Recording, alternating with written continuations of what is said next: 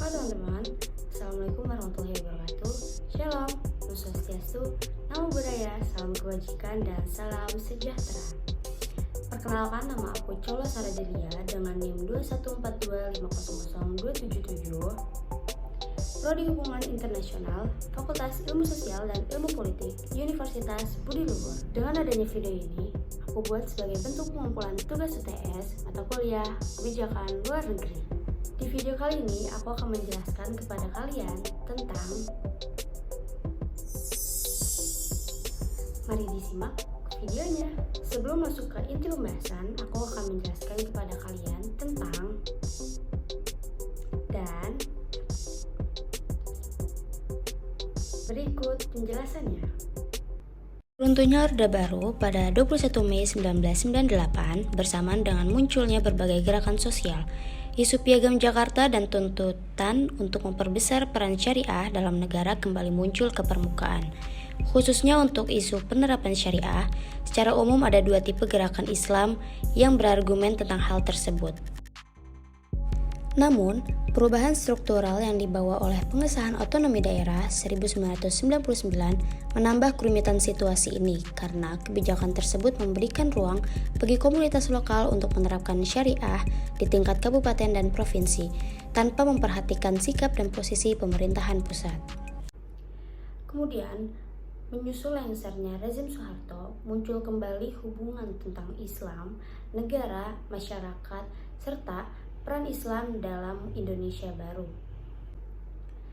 Banyak pula partai Islam seperti PPP dan PBB Partai Bulan Bintang yang ikut berpartisipasi dalam pemilu tahun 1999 yang kembali mengusung isu Piagam Jakarta dalam sidang MPR tahunan. Namun, usaha untuk mengamandemen UUD 1945 dengan memasukkan kembali 7 kata dalam Piagam Jakarta gagal diwujudkan, karena seimia fraksi lain di MPR menolaknya. Selama periode ini pula, sejumlah daerah di Indonesia menuntut penerapan syariat Islam secara formal. Selain Aceh yang sudah diberi hak otonomi untuk menerapkan syariat Islam, provinsi-provinsi lain sudah diberi hak juga, misalnya Sulawesi Selatan, Riau, Banten, dan juga di beberapa provinsi lainnya di Indonesia.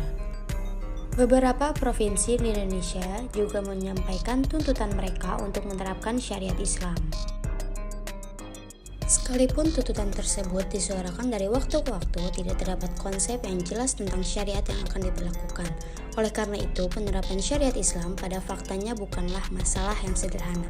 Di antara kerumitan yang muncul di dalamnya adalah kalangan umat Islam sendiri masih terjadi perdebatan sengit mengenai apa yang dimaksud dengan syariat dan bagaimana bentuk konkret rumusan syariat. Sehingga dapat disimpulkan bahwa persoalan hubungan antara Islam, negara, dan masyarakat dalam mewarnai perkembangan Islam di Indonesia masih banyak mengandung kontroversial, karena seringkali bersifat simbolik yang menyelubungi persoalan lainnya seperti politik dan sosial. Tanpa adanya kejelasan sikap dan pandangan para tokoh yang mendasari penolakan terhadap klaim dan penegasan pihak lain yang ditentangnya. Selain itu, meskipun Islam tidak pernah menjadi agama resmi negara, diskursus keislaman mempengaruhi dan dipengaruhi oleh kebijakan negara, kendati masih adanya ambivalensi di kalangan kelompok Islam sendiri. Kemudian kita masuk ke penjelasan apa itu reformasi. Pengertian reformasi dalam rangka pelaksanaan penyelenggaraan hidup bernegara Republik Indonesia termasuk jalannya ketatanegaraan, bangsa Indonesia telah mengalami momen sejarah baru, yaitu reformasi.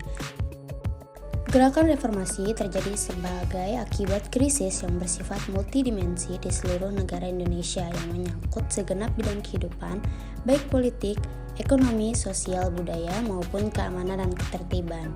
Diikuti pula oleh kondisi yang sangat rawan sebagai akibat perbedaan yang sangat tajam antara golongan yang di atas dengan rakyat yang mengalami kehidupan yang sangat menderita, tertekan, dan tidak berdaya. Berangkat dari keprihatinan moral yang dalam atas berbagai krisis di dalam negara yang diakibatkan membumbung tingginya harga pokok kehidupan masyarakat, merajalelanya korupsi, kolusi, dan nepotisme serta tingkah laku kepemimpinan yang sangat menyimpang dari tatanan kehidupan. Dimulailah gerakan reformasi yang diprakarasai oleh para mahasiswa yang selanjutnya melibatkan lembaga sosial masyarakat serta akhirnya menyangkut seluruh lapisan masyarakat. Lebih tergugah lagi dengan terjadinya tragedi 12 Mei 1998, selain pengorbanan jiwa raga dan harta benda, maka merebaklah semangat reformasi ke seluruh lingkup kehidupan masyarakat untuk mengakhiri kekuasaan Orde Baru.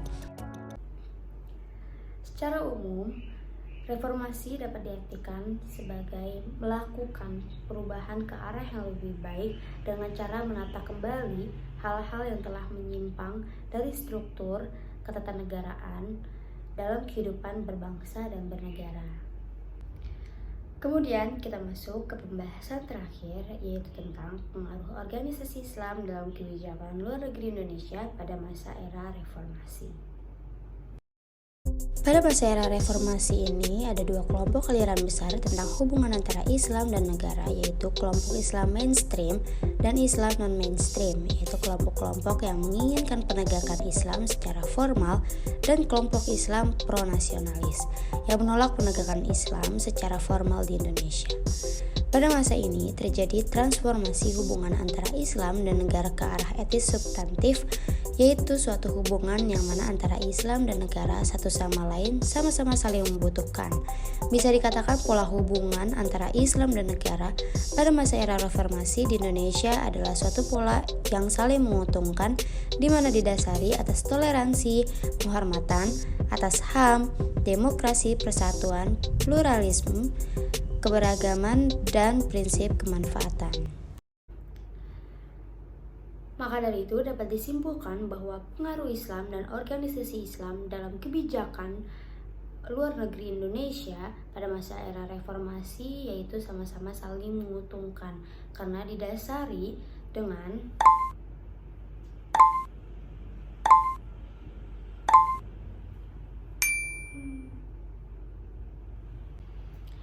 mungkin hanya ini yang bisa saya jelaskan. Kalau begini saya mohon maaf. Wassalamualaikum warahmatullahi wabarakatuh. Bye bye.